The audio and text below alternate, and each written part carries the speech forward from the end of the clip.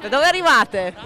Da Bolzano, Apposta? apposta per questa gara, sì, per camminata, sì. Mettiamo l'impegno, vediamo tutta Venezia, quello è importante. Non di corsa, ma comunque a passo svelto per godersi la Venezia più nota e quella più insolita. Su Esoperi Ponti è ormai passeggiata classica per provare a mostrare anche con grossi numeri che un turismo sostenibile è possibile. C'è speranza di avere un turismo sostenibile per Venezia. La nostra voleva essere proprio una sfida, un evento di massa, però una massa controllata e contenuta e ben gestita in termini di flussi. Si può fare.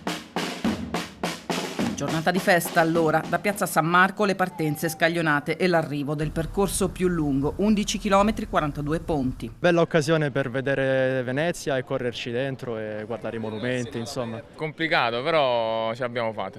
Si va verso l'Arsenale, si passa per il ghetto, dentro Cannaregio, per calli e campi di solito meno battuti, ma su Esoperi Ponti è anche solidarietà. La passeggiata sostiene quest'anno una missione salesiana in Perù. Camminare un piccolo segno di cittadinanza attiva nella bellezza del sole di aprile. Bisogna perdersi a Venezia, perdersi.